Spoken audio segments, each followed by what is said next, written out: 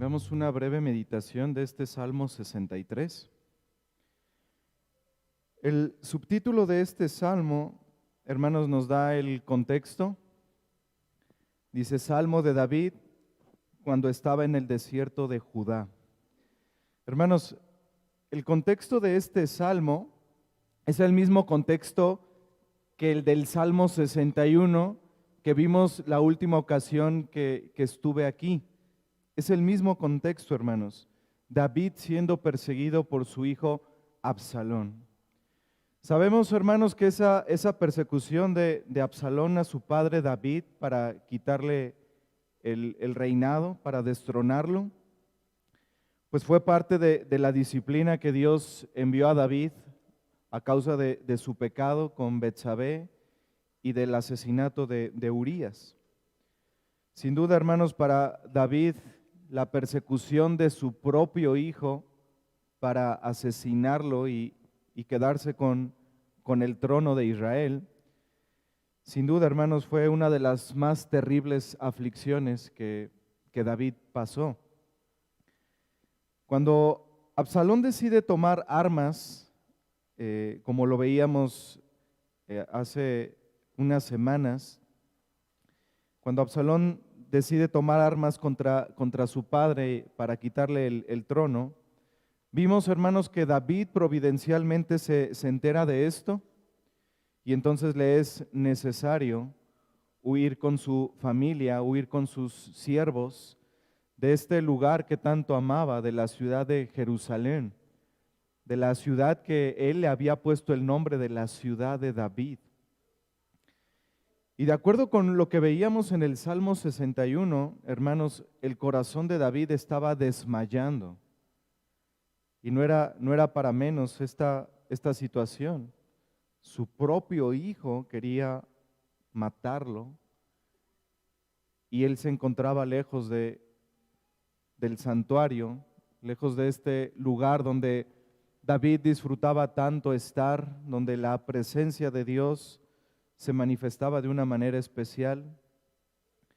Pero hermanos, algo que debemos aprender de David aquí es que a pesar de esta situación en la que se encuentra David ahí en el desierto, con algunos hombres como parte de su ejército, en esta situación, hermanos, David, lejos de levantar su mano contra Dios, lejos de cuestionarle el por qué estaba pasando por esa situación, David manifiesta al Señor, hermanos, su más grande necesidad. Y dice en el versículo 1, Dios, Dios mío eres tú, de madrugada te buscaré, mi alma tiene sed de ti, mi carne te anhela, en tierra seca y árida, donde no hay aguas. Hermanos, en esa situación, ¿qué es lo que deseaba David con tanta pasión? Fíjense cuál era su petición. Versículo 2, para ver tu poder y tu gloria, así como te he mirado en el santuario. David deseaba tener una comunión especial con el Señor ahí, hermanos. Ahí en el desierto, su anhelo, su petición al Señor era que le permitiera adorarlo, que le permitiera ver su gloria, así como la veía en el santuario. Contemplar su poder, su gloria.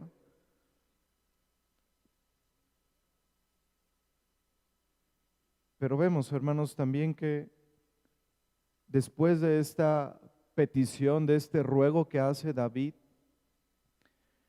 como dijo Matthew Henry, las oraciones fieles de los santos pueden convertirse rápidamente en alegres alabanzas. Y es esto lo que vemos en el Salmo. Miren el versículo 3. Porque mejor es tu misericordia que la vida, mis labios te alabarán. Así te bendeciré en mi vida, en tu nombre alzaré mis manos. Es casi seguro, hermanos, que ninguno de los que estamos aquí ha pasado por una situación como la que estaba pasando David, ni siquiera cercana. Y este ejemplo de David, hermanos, que vemos aquí en el Salmo, este ejemplo nos debe acusar bastante, hermanos, porque en medio de esa gran aflicción, de la persecución de su propio hijo, de estar lejos de la ciudad que tanto amaba, lejos del santuario, David está deseando ver la gloria de Dios. David está deseando tener una comunión con Él en adoración. Hermanos, preguntémonos esto. ¿Tenemos constantemente ese mismo anhelo que muestra David aquí, de tener una comunión íntima con Dios, de poder contemplar su gloria? David estaba ahí en un desierto y no obstante, hermanos, su corazón lo que anhelaba era bendecir a Dios.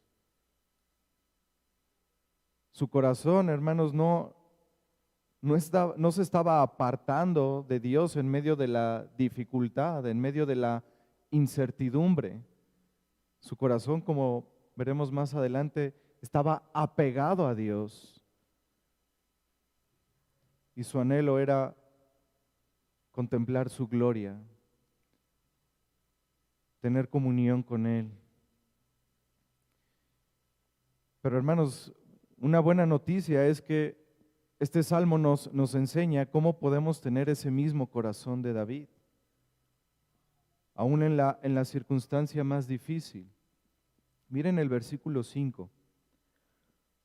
Como de meollo y de grosura será saciada mi alma.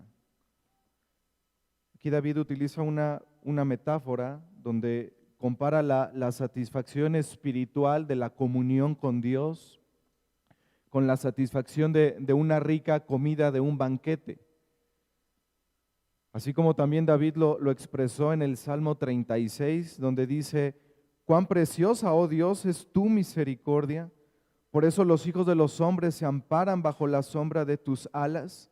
Serán completamente saciados de la grosura de tu casa, y tú les darás de beber del torrente de tus delicias. Porque contigo está el manantial de la vida, en tu luz veremos la luz. Así que David hace esta comparación, hermanos, de esa satisfacción espiritual, comparándola con un banquete. El Señor, hermanos, nos sacia en su casa, nos sacia en la iglesia, en el día del Señor, nos sacia de la grosura de su casa, de lo mejor de su casa. Nos da de beber de los torrentes de las delicias de Cristo, de su palabra.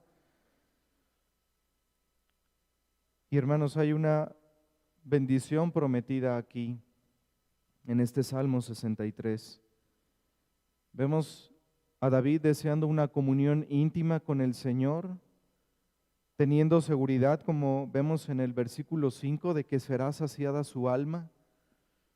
Así que vemos esta bendición prometida, hermanos: plenitud espiritual de nuestra alma, comunión íntima con el Señor, adoración. ¿Y quién no quiere eso, hermanos? ¿Quién no anhela eso? ¿Y cómo obtenerlo? Versículos del 5 al 7. Como de meollo y de grosura será saciada mi alma, y con labios de júbilo te alabará mi boca. Cuando me acuerde de ti en mi lecho, cuando medite en ti en las vigilias de la noche, porque has sido mi socorro, y así en la sombra de tus alas me regocijaré. Hermanos, las bendiciones están prometidas para todo creyente que medita en la palabra del Señor, que medita en el Señor Jesucristo, que medita en el Evangelio, que medita en sus promesas. Hermanos, cuán importante es la meditación de la palabra para nuestras almas. Cuán importante es, hermanos. La meditación indudablemente nos lleva a la oración, nos lleva a la adoración, nos lleva a la acción de gracias. En general, hermanos, la meditación nos ayuda a crecer en nuestra santificación. Y debemos hacer de la meditación de las Escrituras una disciplina diaria, hermanos. David dice en el versículo 1, de madrugada te buscaré. En el versículo 6 dice, cuando medite de ti en las vigilias de la noche, porque has sido mi socorro, y así en la sombra de tus alas me regocijaré. Hermanos, en este versículo 7 vemos el resultado de la meditación. En la sombra de tus alas, ahí, hermanos, cuando meditamos constantemente ahí en nuestro lecho, en las vigilias de la noche, hermanos, encontramos seguridad en Él. Recordamos que estamos ahí bajo la sombra de sus alas y aún encontramos regocijo, como dice al final del versículo 7. El puritano Thomas Hooker dijo que la meditación es el oficio más importante que un hombre piadoso puede realizar, su ocupación más extraordinaria de día y de noche. Y ese debe ser nuestro oficio, hermanos, el oficio más importante, la meditación, día y noche. Y debe ser así también, hermanos, porque el Señor así nos manda a hacerlo. El Señor le dijo a Josué en Josué 1:8, un pasaje que conocemos bien, nunca se apartará de tu boca este libro de la ley, sino que de día y de noche meditarás en él, para que guardes y hagas conforme a todo lo que en él está escrito, porque entonces harás prosperar tu camino y todo te saldrá bien. Ahí está la promesa, hermanos. De día y de noche meditarás en él para que guardes y hagas conforme a todo lo que está escrito. Es decir, hermanos, no es solo meditar buscando el beneficio del Señor, sino, hermanos, es meditar también para que pongamos en práctica lo que leemos, lo que meditamos, para ser hacedores de la palabra. Pero está también la promesa, hermanos, le dijo el Señor a Josué, porque entonces harás prosperar tu camino y todo te saldrá bien. Salmo 1, bienaventurado el varón que no anduvo en consejo de malos, ni estuvo en camino de pecadores, ni en silla de escarnecedores se ha sentado, sino que en la ley de Jehová está su delicia, y en su ley medita de día y de noche. Somos bienaventurados, hermanos, cuando meditamos día y noche en su palabra. El Salmo 104, versículo 34, dice el salmista, dulce será mi meditación en él, yo me regocijaré en Jehová. Salmo 119, versículo 97, dice el salmista, oh, cuánto amo yo tu ley, todo el día es ella mi meditación. Así que, hermanos, debemos hacer de la meditación una disciplina diaria, constante, hermanos.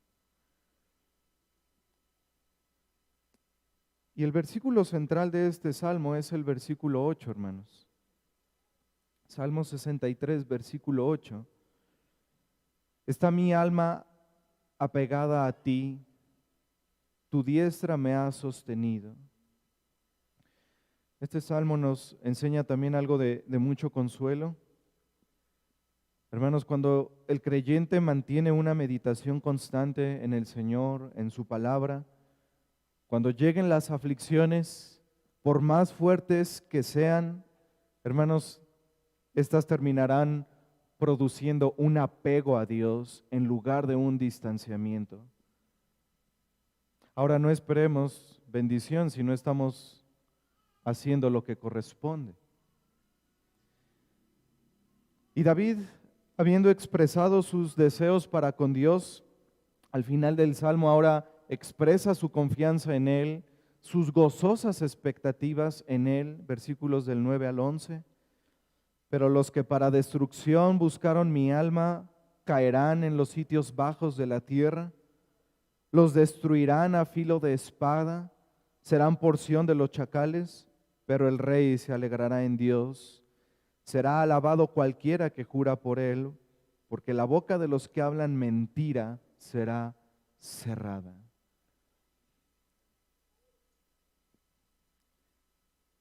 Y esa es nuestra confianza, hermanos. Y nuevamente, lo he comentado en otras meditaciones, una constante de David, hermanos. David envuelto en varias situaciones donde hay calumnias, donde hay mentira contra él, donde hay persecución.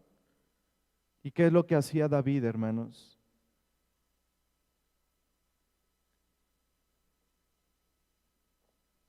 Lo que hizo el Señor Jesucristo. Encomendaba la causa al que juzga justamente y seguía en los caminos del Señor, buscando adorar al Señor, buscando su gloria, buscando el avance de su reino. Y esto es algo que debemos de tener muy presente, hermanos. Esto es algo que debemos recordar constantemente. Nuestro Señor, hermanos, es el Dios que ama la justicia.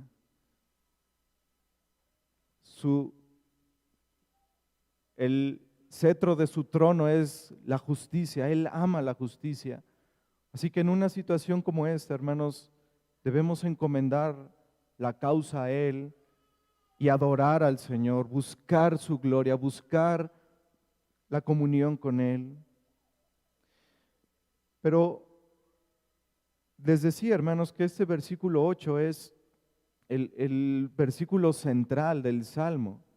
Y esto es, hermanos, porque aquí podemos ver de manera más especial a nuestro Señor Jesucristo. El Señor Jesucristo, hermanos, con toda seguridad, durante toda su vida, en muchas ocasiones, en medio de grandes aflicciones, pudo decir como David: está mi alma apegada a ti, tu diestra me ha sostenido. Cristo recibió, hermanos, ese sostén, ese sostenimiento maravilloso del Padre. Y esto fue establecido desde el consejo eterno de redención, ahí en la eternidad pasada, en ese pacto intratrinitario.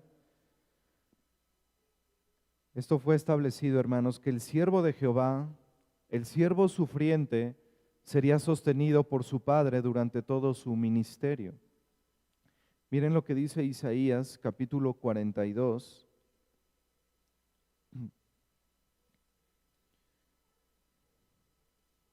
Isaías 42, versículos del 1 al 7.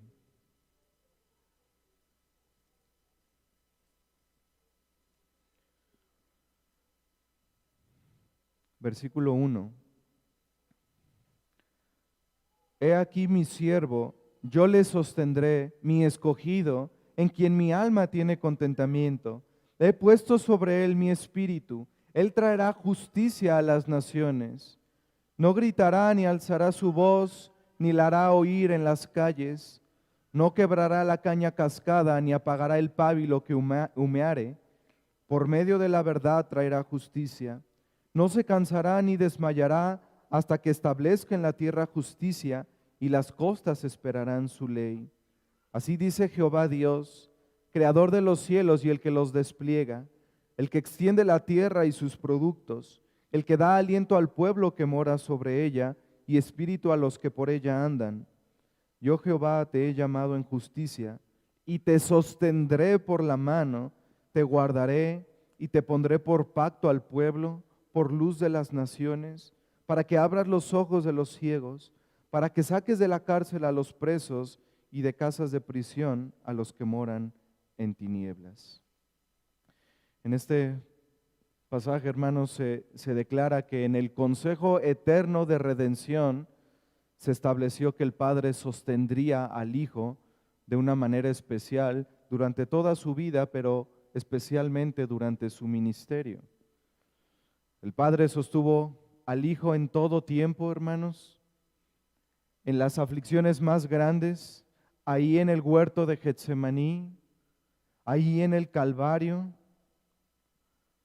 hasta que llegó el momento en que, clavado en la cruz, Cristo clamó: Elí, Elí, Lama Sabactani, que traducido es, Dios mío, ¿por qué me has desamparado? Dios había determinado, hermanos, que toda nuestra iniquidad cayera sobre Él, y Él fue abandonado y quebrantado en nuestro lugar.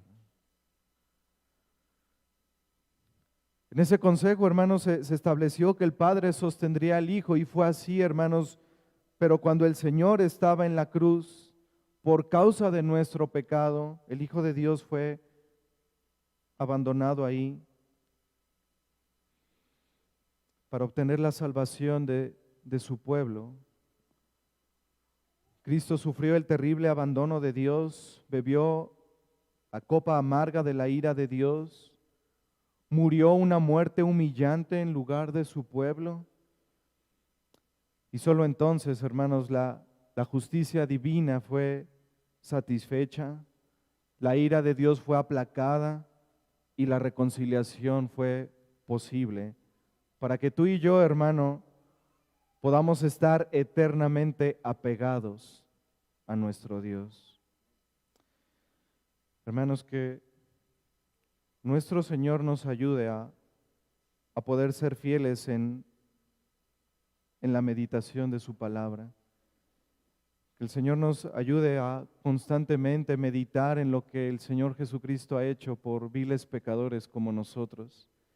Y que el Señor nos ayude también, hermanos, como vemos en este salmo, a poder gozarnos en el Señor, a poder buscar una comunión íntima con Él, a buscar su gloria, y que nada de las cosas a nuestro alrededor nos impidan hacerlo. Que podamos confiar y descansar en este gran Dios que tenemos, el Dios de toda justicia. Sigamos adorando, hermanos.